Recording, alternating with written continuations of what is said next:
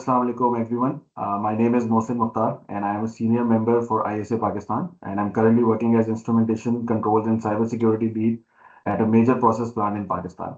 Today we have a panel that is focusing on industrial cybersecurity and the title is Building Resilience for Critical Infrastructure. As you all know, industrial systems are becoming increasingly connected. Cybersecurity has become essential to ensure safety, reliability, and continuity of critical infrastructure. So, with this regard, ISC Pakistan brings the first of its panel discussion, and we hope that we will be having an engaging panel discussion where industry experts will share insights on emerging OT cybersecurity threats, practical defense strategies, proven approaches to strengthening cyber resilience across industrial operations in the respective facilities, plants, and areas of expertise. Our panel is just not limited to experts from Pakistan, but also across GCC and rest of the world. So without taking any more time, I will proceed to a short introduction of our panelists today so that we can begin with the formal panel discussion. So, starting from our very own Mr. Yaya Malik, who is the president for ISA Pakistan. He is working as a business development manager in a leading cybersecurity system integration company. Then we have Mr. Iqbal Khawar, who represents the OEMs, the original equipment manufacturers, and he is a subject matter expert in OT cybersecurity space with decades of experience behind him. Then we have Mr. Umar Naveed, a seasoned industrial automation and control professional with over 25 plus years of experience. One of the handful ISA, IC 6233 experts within the space, within our region, within our country, and he's currently a plant manager at one of the power plants in Pakistan. Then we have Mr. Asad Naeem, who is joining us as an industrial automation and OT cybersecurity expert. He has over 13 years of experience and currently leads an instrumentation and control system function at one of the major fertilizer producers, where he has been instrumental in advancing OT cybersecurity, industrial automation, and operational resilience. So, welcome on board, Asad. And last but not the least, we have Mr. Awais Ahmed, who's working as a senior consultant in one of the big four consultancy firms. So, Awais, good to have you on our panel as well. So, with that short introduction, I just formally say hello and assalamu alaikum to all of our panelists. And I hope you're all doing well today and are excited as much as I am on this topic of cybersecurity and its emerging threats across its industrial landscape. So, just to break the ice and just to start up, let's have a quick question from all of you over there, and we can go in any sequence. Uh, where you can answer and take your turns. So when I say cyber resilience, what does it mean to you and your organization? Omar sir, I would request you to share your thought on cyber resilience. Yes, thank you very much, Mohsin, and it's a pleasure to be a part of this panel discussion on cyber resilience from ISA. It's definitely a very great initiative. And moving on to the point of cyber resilience from an end user perspective, many of the people that I've spoken to within our sector and even with many of the end users have a general misconception about cybersecurity that it's about buying expensive and even more secure equipment. But what we actually need to understand is that that is not cybersecurity, and cyber resilience doesn't get defined by that. Cyber resilience is how, you know, like how our infrastructure can be secured before a cyber attack, especially during a cyber attack, and finally, once we understand that an attack is over, and now we have our bits to put together to come back to it, and that is where cyber resilience really comes in, especially when an attack is over. How we put all the pieces back together again. That, So, in yes, please. yes, so that's a very interesting perspective, and you have covered it in totality. What do you mean when you say you are resilient? Starting from what sort of technology you are using, the misconceptions, how you thwart an attack, how you manage, and how to get back in online. But here you mentioned misconception. So I would like to ask you that what is one of the biggest misconceptions that you believe that you have encountered when talking about cybersecurity and resilience within your organization? Generally, what happens within the industry in general, I would say, is that as I said, people think that okay, we have, for example, a good antivirus installed in our system, and that would prevent viruses from coming in. We have a firewall installed in our system, and okay, we're safe. But actually, in the misconception is that they do not realize the real, the complete scenario, because we have people that are working, that are accessing the systems every day, and the people are using a particular process to access the systems now, and we're getting emails and things like that. We need to educate people so that they know and understand what are the threats, how to identify a threat. No amount of, a firewall or antivirus or something can stop me from clicking on a link in a phishing email, for example, right, and having my system infected or hacked by someone, unless I tell the people. And and that is where a lot of misconception comes in, that once we put in a firewall and we put in all such things, we're secure and safe. But it's actually the processes, the people, of course, the technology that we use to access the systems and run our power plants as well, needs to be engineered and moved in such a way that it is secure. But in my opinion, what I've seen is that this is the bigger area of misconception which comes in, that which puts our cybersecurity at risk in terms of resilience. And another very interesting factor is that legacy control systems, especially if legacy systems are there, it's a thought that okay, it's a very old system, it's air gapped, right, and nothing really can happen to it. Air gap is one quite interesting misconception, and it's a legacy system. The system was designed, uses protocols that are quite immune to it, but even then the air gap systems get compromised because of the engineering workstations we are using, the laptops we are using. So these are a few interesting type of misconceptions that you come across within the industry.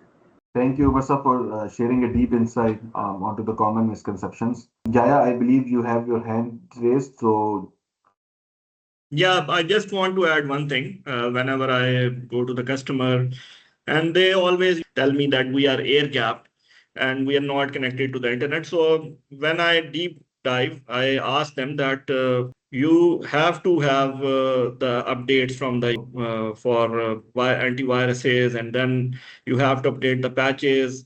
Then you also need sometimes the remote access. For example, when you have to get the support for from the OEMs who are sitting internationally, so at that times, what you do? So they told me, yes, we connect to the internet, for example, for 10 minutes, 15 minutes. So I told them that for those 10 or 15 minutes, hacker can do his role.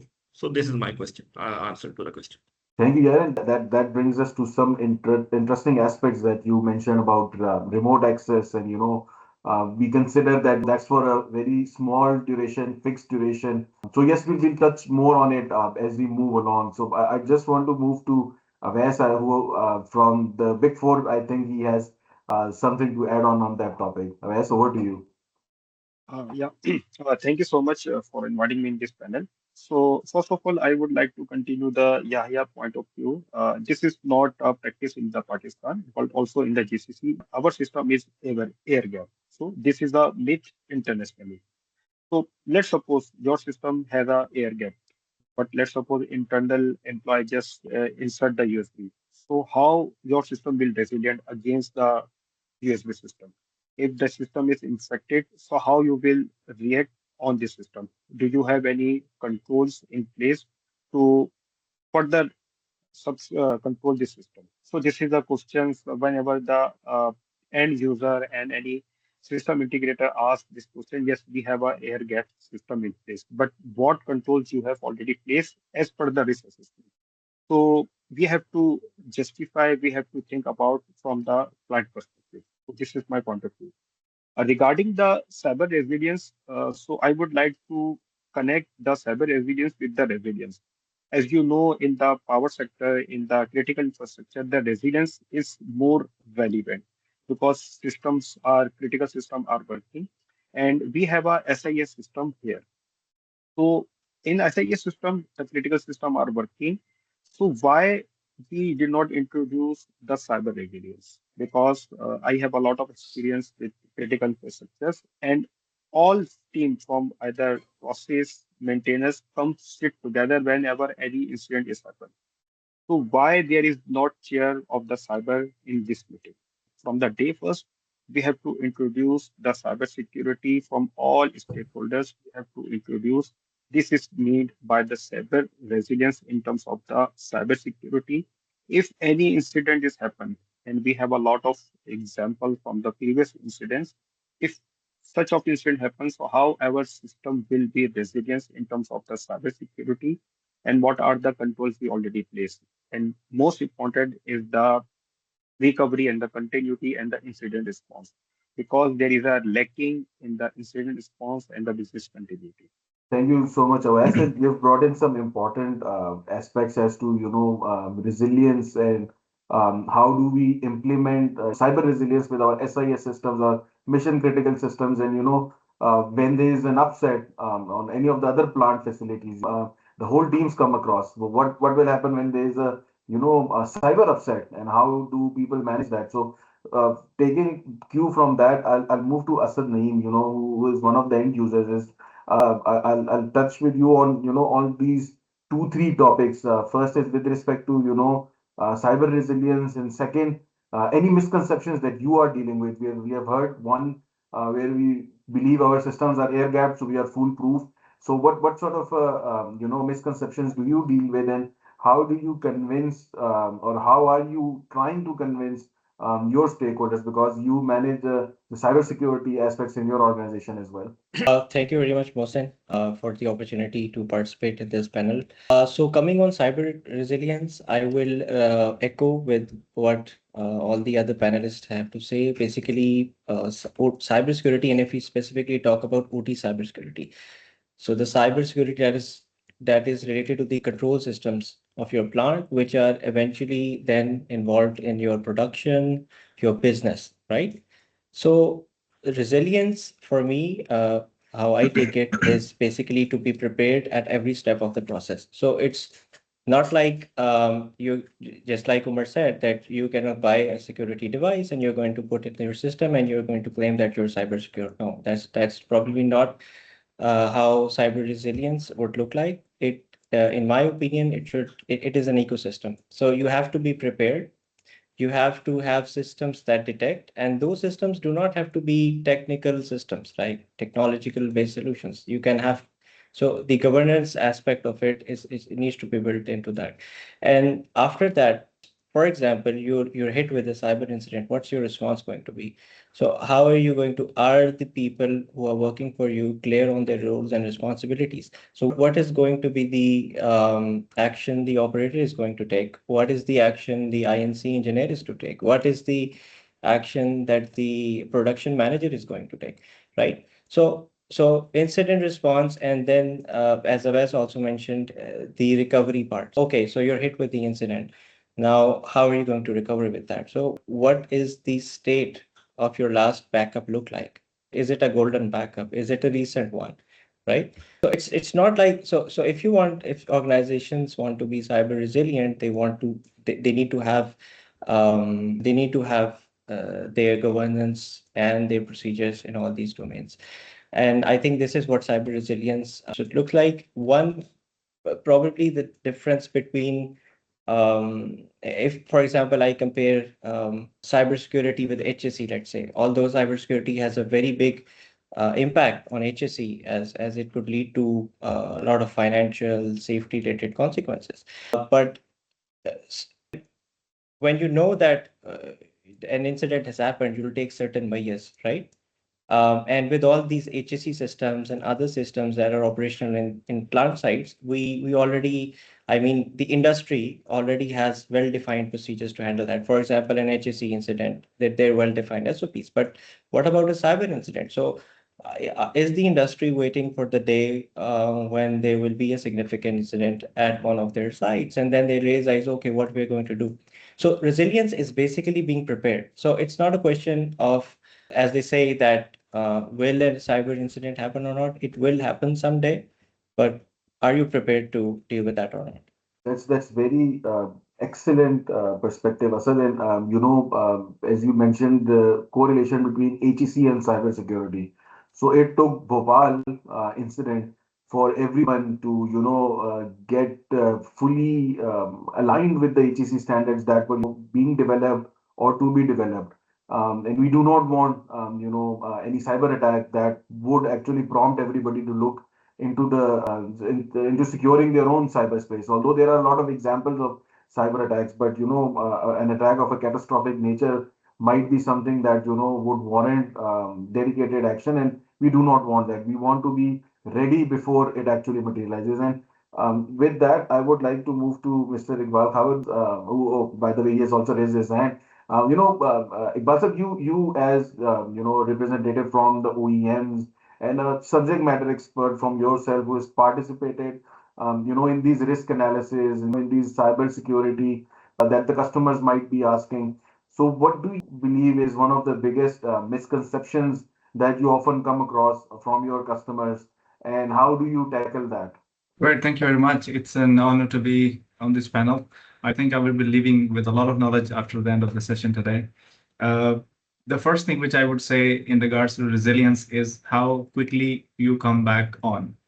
And as I mentioned, a very key thing related to the backups, how effective they are, how useful they are, have they been tested, etc. So one of the major thing which goes in the perspective of resilience is how quickly you come back on. But if we go one step behind that, we should also have some exercises or activities which can define if something goes wrong, how bad would it be? There's a common saying that you should be preparing for war in the days of peace. So the tabletop exercises, the red teaming, blue teaming exercises, and those activities, testing of backups and doing some of the rehearsals should be part of the regular activities. And now I come to the misconception part. I think enough has already been said in regards to the remote connectivity, IT/OT integrations. But one thing which I often come across is a bit of a misconception related to responsibilities. They say there's a common saying, and also the standard says cybersecurity is everybody's responsibility. Well, that's fine until it becomes a shared responsibility on a plant. And then all of a sudden it becomes nobody's responsibility. So I think the clear demarcation, documentation, and definition of the roles is very, very key and important. Because whenever you're working cross-function basis, and whenever an incident hits, then all of a sudden you focus on your area. So then you need somebody who has the responsibility of cyber and getting things back online. So definition of clear roles and responsibilities is very, very essential. This also is an important responsibility on the equipment side as well. For example, there are a few technologies which are meant for, let's say, visibility part, but they also do a bit of inventory as well. But their core functionality is visibility. When things will go wrong, they should focus on visibility part. The asset thing, which should be responsibility of something else. So responsibility of people, responsibility in regards to processes, and responsibility in regards to technologies. These three things should be properly documented, I should say. I would leave others also to add something if they like. Yes, so I would I like would take an interesting overtake from that and move towards Umar Saab. That you spoke about tabletop exercises, your recovery program, your backup, and you buying the technology and you using it correctly. You just mentioned that if you're buying a tool to detect something, to visualize, to give you the alerts, be able to give you that alerts. It should be able to make you ready. So, Umar sir, uh, what do you think? Do you guys often practice any such activities within your organization, or there is still that need to create that buy-in from the management, from the organization leaders to do the same exercises as they do for the HSE and the process safety risk and all those risk analysis? Well, that's actually a very interesting question and a very interesting take on the common misconceptions. And I would answer it in this way that what Iqbal rightly pointed out that people are very much invested in their roles or in their functions. And what happens is that people tend to remain in their silos. This is generally what the word is used. And I tend to look, okay, I'm from operations, I'm looking into what I'm doing, and I'm from maintenance, I'm looking into what I'm doing, and I'm the IT guy, I'm just supposed to take care of my computers. And once cybersecurity becomes a shared responsibility, in a way, it doesn't remain anybody's responsibility. But that is the point where we, as I mentioned, in terms of resilience, and not only the technology, but the people and the processes that we need to implement comes into play. Because I'm sure all of us would have heard the interesting concept in terms of secure by design. Secure by design doesn't really only apply to a product or to a network architecture. Secure by design, the whole process, procedure of your plant, emergency response has to be secure by design once we understand that cybersecurity is also a threat.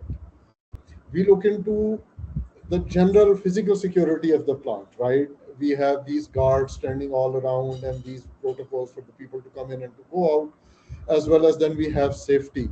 Now, all these are essentially inbuilt into the plant processes. Even some of the operation processes get affected by them and are adapted according to these. This is where cybersecurity's core concept of secure by design comes in, where people process the overall security as well as the safety also gets modified, gets affected by cybersecurity. And this is one area, another misconception, and another buy-in or another push to the management that you really have to do to make them understand and realize that cybersecurity isn't just preventing a few computers from not running. It's much more bigger than that.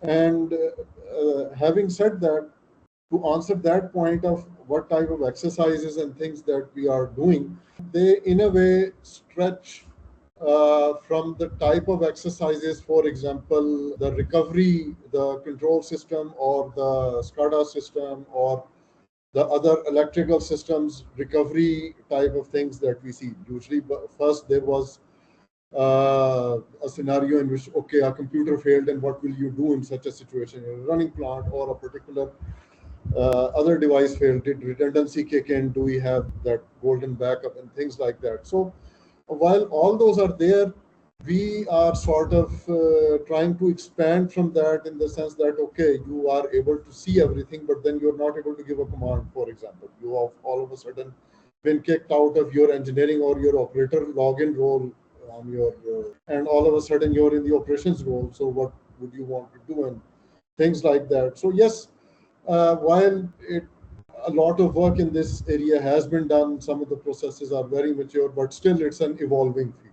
Thank you, Navita, and thank you for sharing your perspective. And I would like to build over here on the secure by design concept. And I would take it over to Yaya and Avas, maybe starting with Yaya first. So Yaya, when you speak with your customers, and when you speak with the organizations that you are working with, what is their perception of secure by design, and how do you address that? Because the general perspective, as we discussed in the beginning, would be, I have bought the best hardware and I am secure by design, I am air gapped, I am secure by design. But that's not generally true. So how do you convince your customers? How do you journey across them, work with them to ensure that it's secure by design and their requirements are met? Very good question, and very key question right now, which I am seeing in the customers, that they have installed the boxes, they have done everything and now they are thinking that they are secure. So I tell them one thing, that cybersecurity is not a one-time investment. You cannot, just put the boxes and you feel that you are safe. Instead, it's kind of a management. You have to manage your cybersecurity, and for that, you have to have a kind of a platform where all your equipments, you should have a record. For example, your firewalls are managed, okay, your patches are managed, okay, you are doing regular assessments, periodic assessments, you should have a record for that. And this record is not just for the audit purposes that, okay, when the regulatory authority will come, we will show them that, okay, we are secure. But instead, you should have this record to have a proactive approach so that what Iqbal mentioned earlier, a very good point, that you should not be waiting for the attackers to attack on you. Instead, you should be proactive and you should prepare for that incident. And to have it, you should have the management perspective that your cybersecurity, you have to manage it. This is my take. Thank you, Yaya. Awais, before moving on to you, Asad and Iqbal, Yaya touched some important aspects onto firewalls, patches, audits and regulations. So after Awais, I would come to you guys for, firewall and patch management. Maybe how do you handle it within your organization? And maybe from Iqbal sir, how do you do that? How do you put that plan in place for the customer to adapt? So, Awais, first, over to you on the same concept. How do you secure by design? How do you take your customers along as a consultant? What are it's limited to your opinion, not the organization's opinion, but your opinion as to what the general gap is with the customers when they try to build cyber resilience, go on to that journey, and how do you take them forward, and what sort of suggestions or what sort of questions you actually put in their plate so they can think about what's the end goal. Yeah, very good question. And we have seen a very big gap in this in the secure by design. From a consultancy perspective, whenever we have visited to the client side, yes, there is a very big thing. We have a firewall, we have a OT security monitoring solution, but of course we do have a firewall. But have you ever reviewed the firewall configuration? Firewall rules is protecting as per the requirement or not? No, we don't. Allow all is enabled or disabled was one of the basic Yeah, mistakes. allow. So the main problem comes from the governance, as the Iqbal mentions, the clear roles and responsibility. Also, we can extract from the plant because in the plant processing critical infrastructure, there are very clear roles and responsibility defined. What are the roles for the maintenance team, process, chemical, electrical team? So we have to define for the cybersecurity roles and responsibilities, and then we have to take the management decision. Yes, we have to implement the security. First of all, we have to educate the all stakeholders why the cybersecurity is more important from us for our plan in terms of the financial HSE and other. Then we have to move forward because in IT, I'm not talking about the OT. In the IT, whenever you see the security guy, you cannot see in the goods. So in the OT, you cannot. How you can compare with the IT? So first of all, you have to implement the people.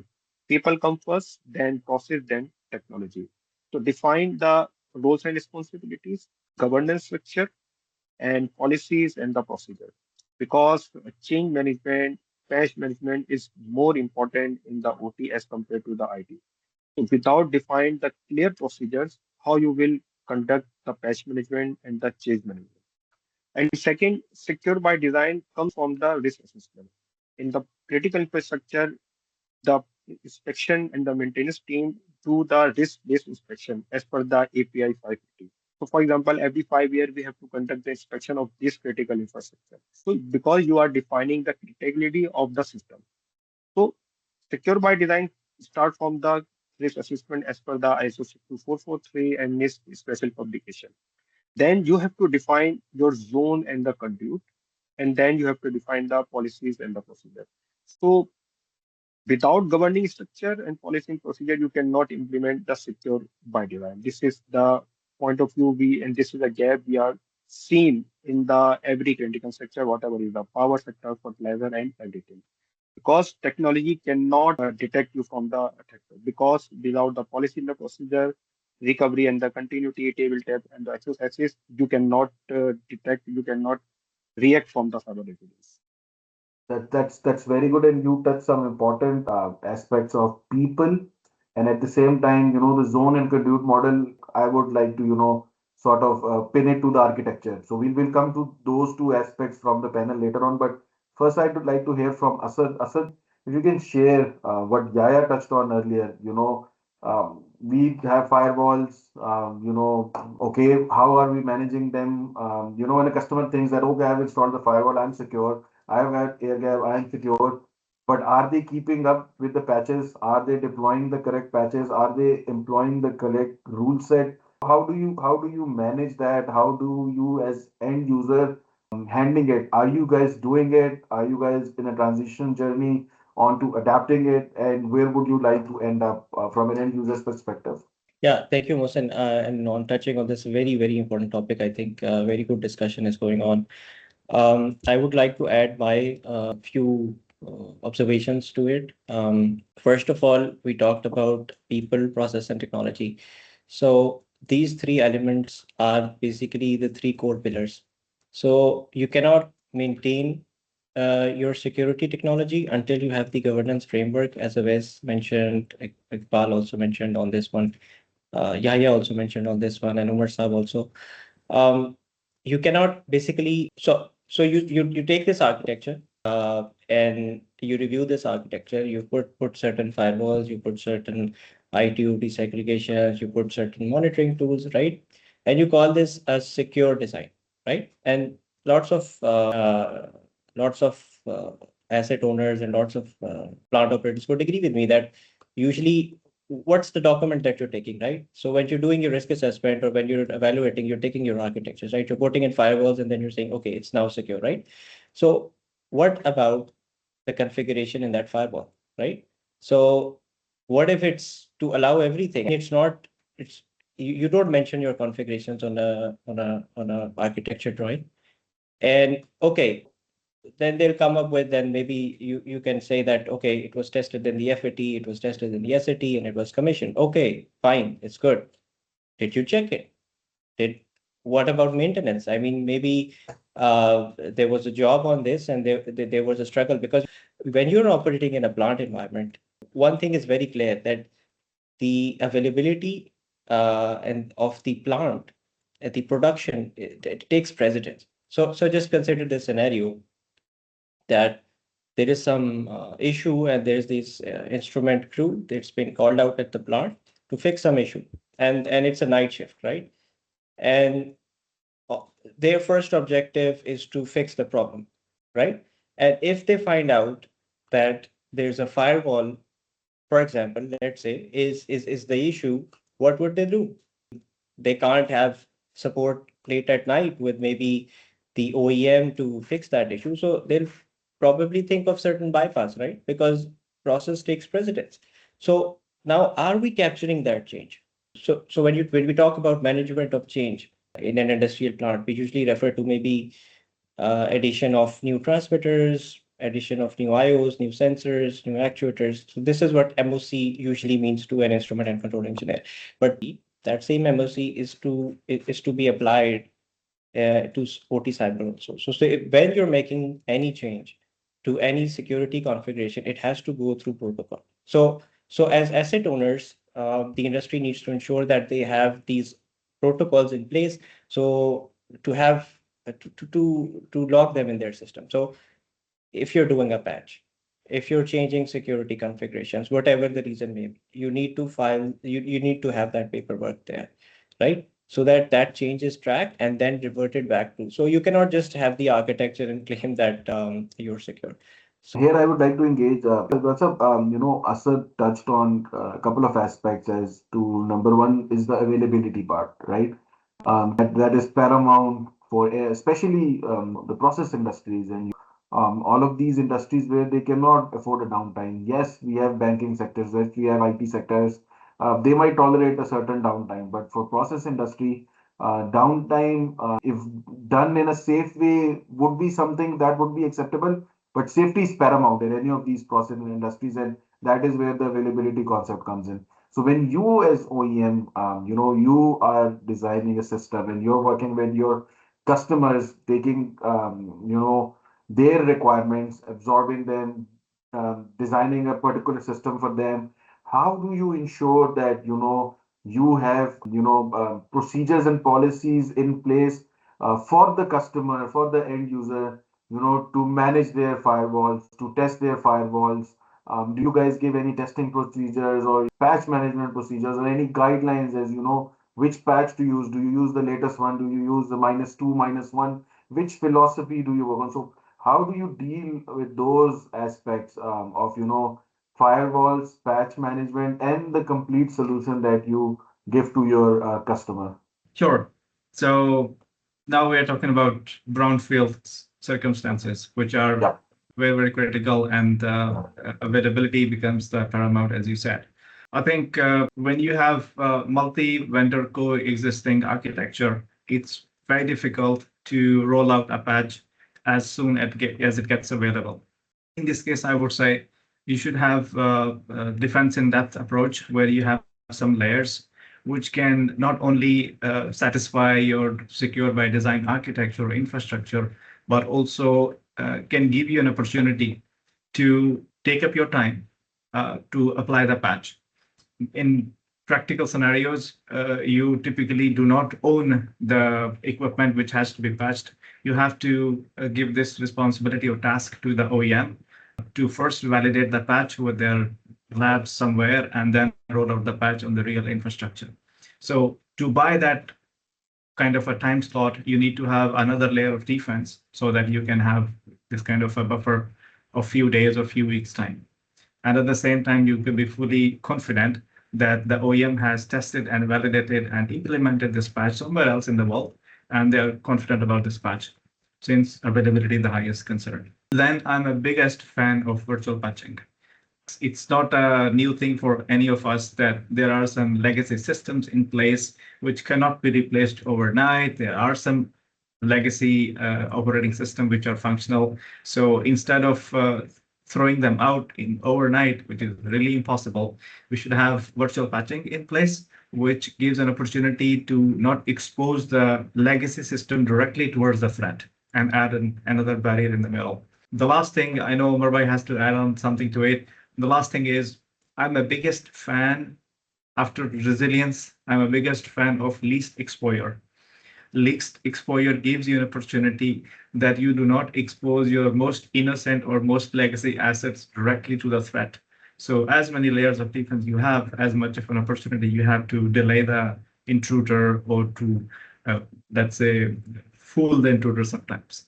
So yeah, that's the concept of defense in depth, and you try to make sure that you add as many barriers where possible.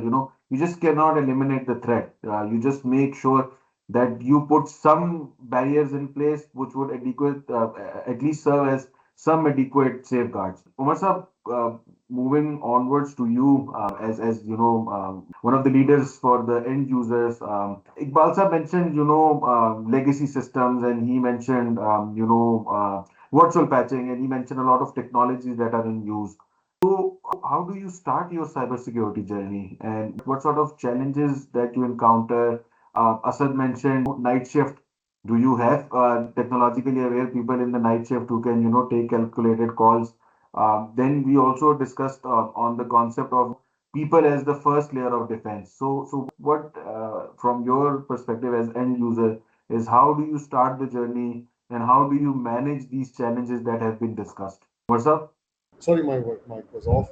The interesting thing about all of this is that, okay, when we talk about all of these things, patch management is an interesting thing. And interestingly enough, I've had experience on both sides of the table, being with an OEM for a very long time. And now on the customer side, in terms of patch management, what we used to do was that, okay, unlike IT, where the push is that, okay, you install the patch immediately right now and we'll look at the implications afterwards. And it has so many times it has happened that many companies have installed patches without actually testing, and global implications have shown up with them. Definitely something we cannot do with the OT. In terms of OT, when I was with a particular OEM, patches were regularly being released by different vendors, by Microsoft and companies and organizations like that. Our company used to have a dedicated team that was testing all of those patches, right? And evaluating in terms of the impacts that a particular patch could have on a particular HMI system, on a particular automation system.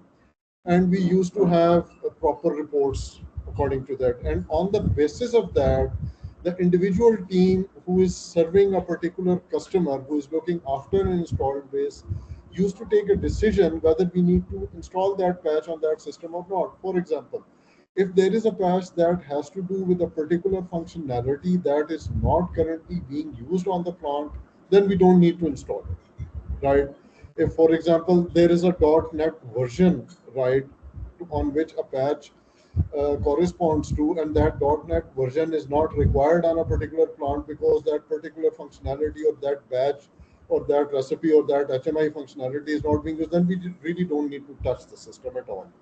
So what we used to do is that first we used to wait for the patches certification or approval from our labs, whether these are right or not. Then we used to look at what are these patches actually handling it and what is it that we need to do. And even now, when I'm on the other side of the table as plant manager of my organization, I look into this before saying yes or no, we should go ahead with it. Of course, the team is there, we have a discussion on it as well. And that's how essentially we make things move and sort of manage the resilience part in that. And this, just a final thing to add, this becomes particularly sensitive and difficult on legacy control systems that really tend to have 30 to 40-year life cycles.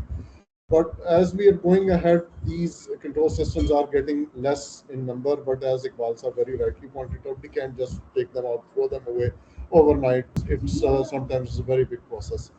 So within that, we really have to sit, look on things on a case by case basis, and then take a decision. Because sometimes the issues that a patch introduces really can put you in trouble. Perfect. And building on from that concept of patch management, and where you define that we cannot totally eliminate the legacy system, I would like to move to Avais. Avais, as the consultant working with a customer who has all of these legacy systems to the latest state of the art systems, what do you think are the security controls that give the best operational benefit or best value to the bucks that are being spent? And but what do they need to do, to live with the short-term and long-term implications of that investment? So how do you help your customers with that? Yeah, patch management and the change management is very important in the OT as compared to IT. And first of all, everything is defined, is extracted from your governance structure along policy and the procedure. If you have a very well-defined structured patch and change management, of course, you will tackle what type of the patch is critical or not. For example, let's suppose if the patches is very critical and your system is legacy. So then you have to go towards the compulsory control. For example, you have to more define the network segmentation and the segregation of that system, and you have to do the monitoring of that system, and you have to conduct the auditing more as previously. This is the compulsory solution is available in for the legacy system, and we suggest this type of control to our clients and our critical infrastructures. So this is the only way we can just implement, ensure the availability and the implementation of the control. And talking about, yes, compensating measures is just one aspect, but how do you manage the architecture which has the legacy systems, which has a state-of-the-art system, each one with its own set of compensating systems and safeguards, think along the lines of zone and conduit model. So how do you manage the architectural decisions for your customers? How do you plan it out piece by piece so that every piece is secure, every zone is secure in its nutshell?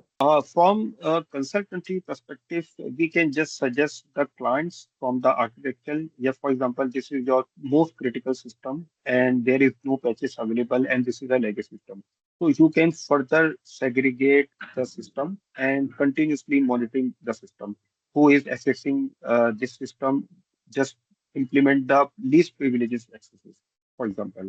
If not applicable, just do the secure monitoring, because if anyone hacker just exploit the vulnerability, so it will be very impactful for your organization.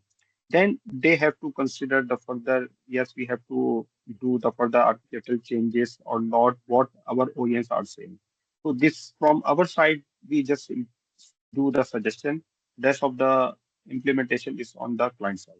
Thank you, Wes. And moving to the business development manager, yeah. So when you're dealing with customers and the customers have these mix of systems, so what do you suggest? How do they start their OT cybersecurity journey, and what is the message that you would like to give them, to strengthen their OT security and guide us through that process?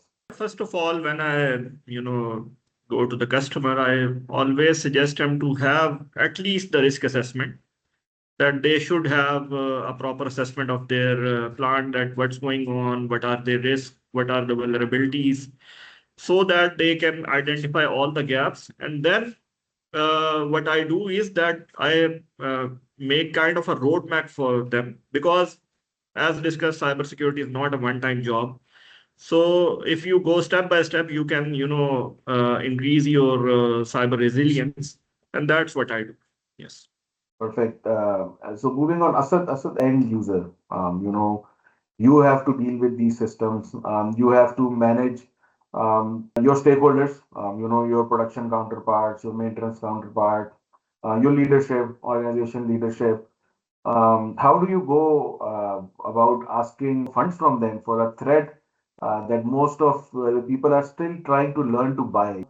As I mentioned earlier, Bhopal led to us investing in all the HEC systems, but cybersecurity, we have the Colonial Pipeline, we have Tucknest, and we have other examples. Yet it's very difficult, to get those budgets, which and then those technologies. So how do you manage that?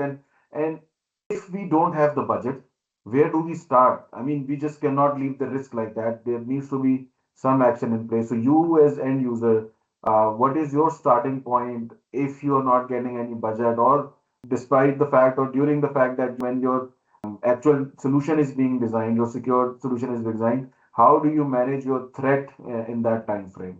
Yeah, I think it's an excellent question, Mohsin, and very pertinent one to end users. So, how I see it is that maybe there are two factors that are hindering the probably you can say you in monetary terms you can say investment, or maybe you can say in terms of support, but probably there are two factors. Number one is that still cybersecurity is new, especially for OT, not for the IT side. For the industrial control systems, it's a new domain, and for many leaders in the industry, it feels more of science fiction, especially for people who are not of the background, right? So maybe from people from the mechanical domain or the process side of the domain, when you try to pitch them cyber, they would probably take that as a science fiction or as something that's going to happen in movies, but not in real time, right? So that is the number one elephant in the room that you need to address. Um, Secondly, is that you need to show them the risk, right? And what's happened with OT cyber is that probably the technology developers, they were probably ahead of it, and mostly what your stakeholders or your decision makers would be hearing in your industry would be from the technology suppliers, right? So they've what I feel is that there's a term known as, you can say that they have sort of a cybersecurity fatigue, right? So they basically they've gone through a lot of promotional material, maybe in conferences they've heard a lot of products that are being pushed to them, and definitely they when they're going to try to calculate the ROI and they're going to see the cost and the benefit, they're probably not going to see the benefit, right? So it is very important as an asset owner, because the risks are there, they are growing, right? So when we're connecting with stakeholders, we need to have this, as Yaya also said, that we need to have this baseline risk assessment. And the risk assessment is as good as with all the risk assessments, the process hazard analysis or the FMES, all these processes. So the risk assessment, the standard will tell you the procedure, right? But the risk assessment would be as good as the team doing it, right? So the asset owner needs to have a team that is trained on the standard, that is trained on the risk. They know about the system, right? So when they communicate the risk, people who have decades of experience on industrial control systems, working hands-on. Plus, if you build them with skills in cyber, so when they are going to pitch that to stakeholders, they're going to basically show them what the actual risk is and what is going to be the mitigation plan right now. So to demystify that cybersecurity, to break that ice, right? To break that cybersecurity fatigue, to break that myth that maybe it's science fiction, right? So this is my opinion would be the most practical way. Thank you, Asad. And you've spoken from the end user's perspective, but let's hear from the, product manufacturer's perspective. Because Asad spoke about the fact that there is this cyber fatigue that's there. People have been hearing about it, and there are tons and tons of way to deal with, cyber threats, and new products are coming in, new solutions coming in, new threat actors are coming in. AI is one of those biggest threat actors. Yes, we have been using, all of us, most of us, we are using AI in, our IT environments, but it's just a matter of time when AI comes in the OT environment. These predictive algorithms, the predictive maintenance technologies, well, they are essentially using all those AI measures. So how do you think, the companies should tackle this challenge? And, is it that, I am at, SL4 and I am the most secure? Is that the right approach every time? So how do you manage the expectation? What is the security level you need? And what are these evolving threats, and, what are these actors that are coming in that would be exploited in the future? And, I would like to give here an example. In the past, you used to get emails. There is a rich king who has discovered oil and he wants you to be part of that journey. Just click here. From that emails to more sophisticated, tailored emails which actually look real, generated from AI, that actually prompt you to make that mistake. So please take us through that. What is the right set of security level that is required, and how are you guys, as the technology leaders, technology producers, OEMs, to tackle this emerging threat that might come in from the AI, as well as the opportunity that comes from AI? Because AI is not bad, AI is good, and it is something that is to be used if we want to improve ourselves, our processes, our productions, and our efficiencies. Great. Thank you very much for this point. I think Asad said very interesting thing that risk assessment is as good as the people who are doing it, or the let's say conducting it. I think in this regard, we should have an addition of a companion called AI in the risk assessment. Why? Because a major part of a risk assessment, or any study of your environment, includes some hidden things and some physical things. And if you try to conduct all of it all on your own, probably humanly it's quite impossible to look at every command going through the network interface, etc. So I should say, if we equip the AI-based feature in the tools like idea solution, for example, a human cannot really comprehend the amount of data which an idea solution can do. And imagine if it is equipped by AI. So that part is a good part of the AI. Then he also mentioned something about the cyber fatigue and the noise that we always keep on hearing from here and there. I think we need to eliminate most part of the noise, and we can do that after we learn our own environment. Do these threats apply to our environment or no? So half the noise will be gone already. How do you know your environment is based on how effective is your monitoring. If your monitoring is effective, you will know your environment better.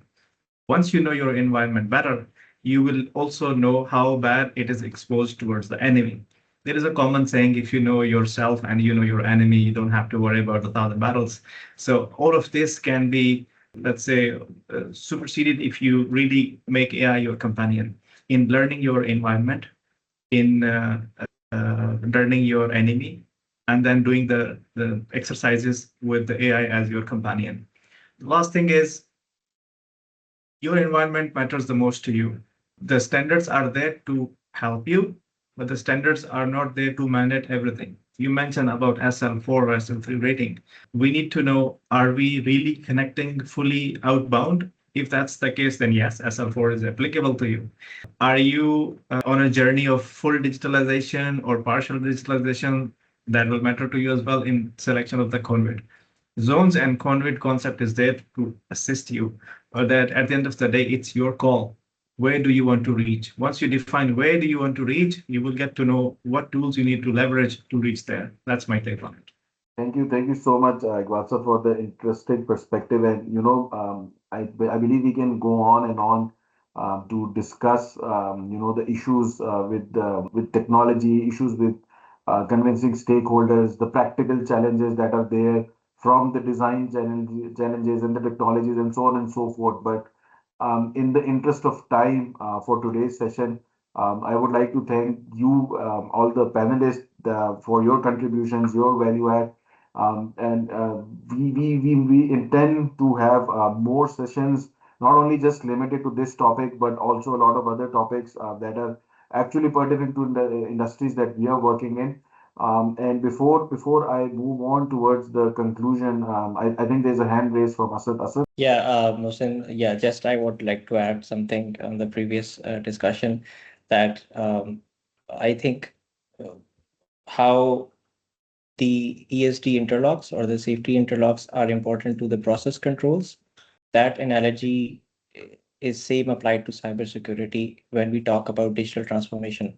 So adding to my previous discussion and what Iqbal said, probably we need to see it in that lens, right? So when we're talking about digital transformation, we talk about cyber as a guardrail that is important. Just like we talk to have the basic process control and we have ESD controls and independent layer of protection. That's an interesting concept, and I think that's a very valid concept for today's threat environment. Awais, would you like to add over here? Yes, very important point I would like to add because as you know, the process industry is working since decades and everything is very well organized and established, just like the risk assessment goals and responsibilities. But in terms of the cybersecurity, we have to just integrate. We have to translate the what the processes of the cybersecurity. Because if we compare to the IT, in the IT there is no well-defined risk assessment as compared to the process industry. In the process industry, HSC environment is very good. Risk assessment is well defined and integrated, and everyone is know about their equipment. Maintenance guy know how many carbon condenser is there know, and his know the pipeline. Everyone is knows. But from the cybersecurity perspective, we have to just translate. We have to just educate our management, our people, and the processes. The cybersecurity is more important, just like the processes. So this is the key point, and this is the very easy step we can just integrate. But the thing is the awareness. That's very important perspective. Thank you, Asad. And this gives us some ideas on to next topics for our webinars. Maybe we can have something of a 101 for the stakeholder management on cybersecurity, how to convince leaders for cybersecurity, and maybe HSC and cybersecurity, maybe something on AI. So I would direct the focus of attention to our president, ISA Yahya. Would you like to add on any of these potential topics for the future webinars, and any message that you would want to give to our audience today? Yeah, but first of all, I would say that thanks a lot to all of you that you joined from different areas of the world and different organizations, and that's the beauty of International Society of Automation Pakistan section, that we bring all the industrial automation and OT cybersecurity professionals from different part of the world and different sectors of the industries. And yes, I have two comments and two messages. One for the government regulatory authorities, that I extend our support of ISA Pakistan section, that we are here to support you in strengthening the critical infrastructure, cyber security and cyber resilience. And second is for the industrial automation and OT cybersecurity members who have not joined yet, but they are our colleagues. They are working with us. I welcome them all to join us, because it is a very good, society where we are connecting with each other. We are learning from each other every day. And to be very honest, we are connected with each other, like on WhatsApp, we are messaging each other, we are meeting with each other. So it is a very good platform. where we are connecting. And yes, stay tuned. We are, inshallah, we are organizing very key sessions on AI and different key topics. Stay tuned. Thank you. See you in the next session. Thank you so much, Yaya. So, thank you, everyone. Asad, you have some comment? I just like to thank Mohsin for hosting this and moderating this first panel discussion. And Mohsin is also an end user. He's also an instrument and control systems manager. And I think we look forward to listening to Mohsin in future talks of ISA Pakistan. So thank you very much, Mohsin. Thank you, Asad. Thank you for bringing in that perspective. But yes, I look forward to it. I hope that all of you who are watching this webinar look forward to the future discussions. Yaya has given us a hint. The next one is about AI. So stay tuned and inshallah see you with the next webinar. Thank you so much, everyone. Thank you. Wa alaikum assalam and thank you. Thank you.